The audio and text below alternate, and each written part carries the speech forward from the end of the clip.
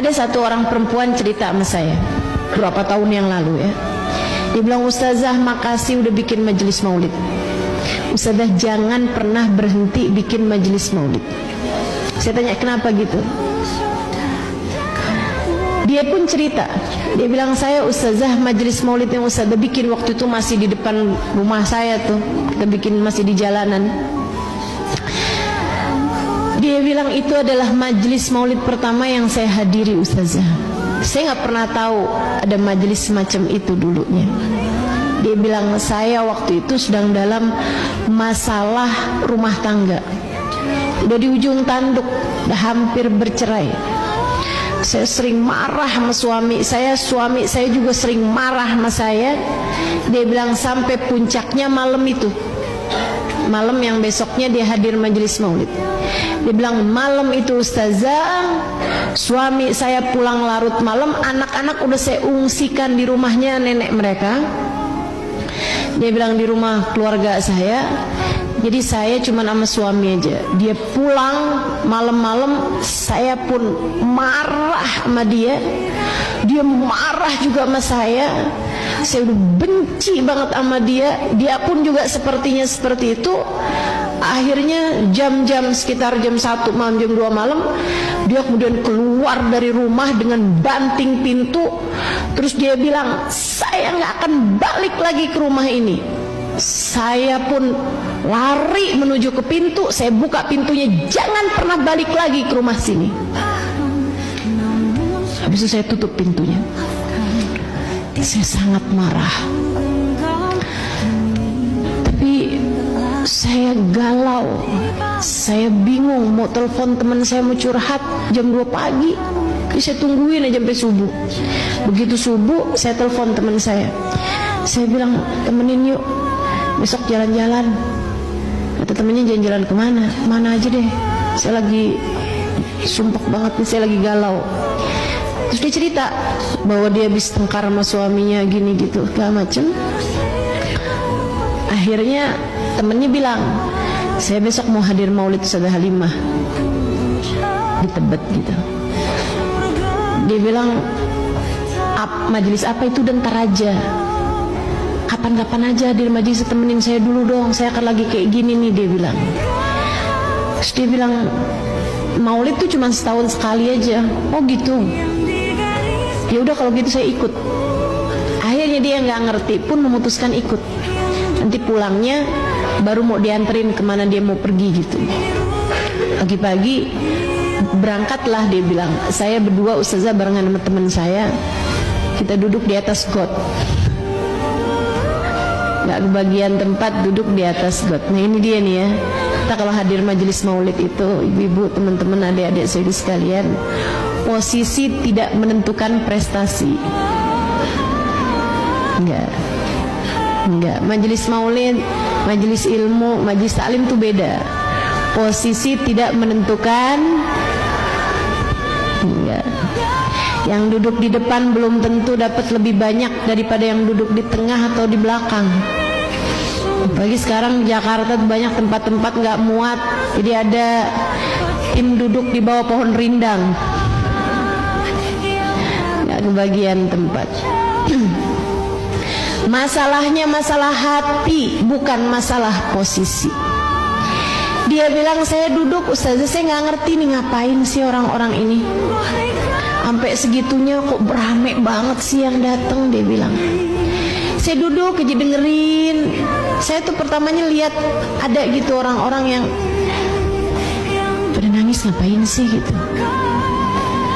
Saya pun baca, dengerin, ini yang dibaca apaan sih? Saya kasih tahu sama teman saya, ini kitab maulid namanya Sejarah Nabi Muhammad. Oh, saya dengerin, suaranya enak-enak gitu. Abis itu Ustazah cerita, kata dia nih, waktu itu tentang Sayyidah Khadijah. Ya Allah Ustazah, itu kayak rasanya Ustazah lagi ngomong buat saya doang. Rasanya tuh kayak telinga saya lagi dibisikin gitu. Dia bilang, Ustazah, rasa-rasanya Saya langsung kebayang rumah tangga saya dengan keadaan saya yang selama ini selalu menuntut suami, mungkin di luar batas kemampuan dia. Saya rasanya dihadapkan kepada diri saya yang begitu menjijikkan. Saya seperti tampar-tampar ustazah rasanya. Saya menangis di majelis itu, saya menangis. Sampai kemudian kita berdiri bersama-sama untuk ucap salam kepada Nabi, dan ustazah bilang doa, ini mustajab nih doa di saat berdiri.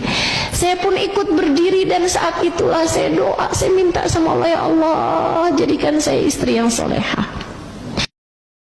Dengan keadaan saya yang selama ini selalu menuntut suami, mungkin di luar batas kemampuan dia. Saya rasanya dihadapkan kepada diri saya yang begitu menjijikkan. Saya seperti tampar-tampar ustazah rasanya. Saya menangis di majelis itu, saya menangis. Sampai kemudian kita berdiri bersama-sama untuk ucap salam kepada Nabi, dan ustazah bilang doa, ini mustajab nih doa di saat berdiri. Saya pun ikut berdiri, dan saat itulah saya doa, saya minta sama Allah, ya Allah jadikan saya istri yang solehah. Saya ingat-ingat suami saya, padahal dia begitu baik sebenarnya. Hanya saya aja yang terlalu menuntut kepadanya hal-hal yang di luar batas kemampuan dia. Dia bilang, saya terus aja introspeksi diri saya sendiri dengan linangan air mata. Saya doa, ya Allah sisain, ya Allah sisain. Saya takut aja suami udah memutuskan untuk menceraikan saya misalnya, karena malam itu kan pulang kabarnya kan begitu, saya nggak bakalan pulang lagi ke rumah ini. Dia bilang, saya merasa sangat berdosa. Saya doa sama Allah, ya Allah sisakan waktu, saya ingin menjadi istri yang solehah bagi suami saya ingin menjadi ibu yang baik bagi anak-anak saya ingin bisa jadi perempuan yang nanti di akhirat ketemu sama Sayyidah Khadijah. Dia bilang, abis selesai majelis, teman saya bilang, yuk mau diantarin kemana? Saya bilang enggak, saya mau pulang aja, saya mau nyari suami saya mau minta maaf sama dia, saya pengen dikasih kesempatan buat jadi istri yang baik bagi dia. Dia bilang, begitu nyampe rumah, teman saya pulang lagi, saya mau masukin kunci nggak bisa-bisa, karena ternyata udah ada kunci di dalam. Dia bilang, saya ketok, suami saya bukain pintu. Saya senang banget ngelihat dia. Sebelum saya bilang apa-apa sama dia, dia peluk saya, kemudian dia bilang, maafin saya, sisain saya waktu buat saya bisa jadi suami yang baik buat kamu. Dia bilang, saya nangis ustazah, saya minta maaf sama dia. Dia bilang, ustazah doain biar kami terus bisa jadi pasangan rumah tangga yang baik. Teman-teman saudaraku sekalian, kita nggak pernah tahu nih, kenapa kok bisa ada banyak sekali kisah-kisah yang saya dengarkan dari orang hadir majelis maulid, orang bersolawat kepada Nabi Muhammad. Masalahnya Nabi Muhammad itu sahlan idza a'ta, adalah seorang nabi yang mudah untuk memberi. Ketika kita datang, kita bersolawat dengan sungguh-sungguh pada Nabi, kita punya cinta menabi gitu, sangat mungkin untuk kita pulang dari majelis maulid, kita pulang dari kita bersolawat, atau ketika kita ngerasa dekat menabi, kita solawatan menabi, sangat mungkin untuk doa-doa kita diijabah, harapan-harapan kita dipenuhi oleh Allah Subhanahu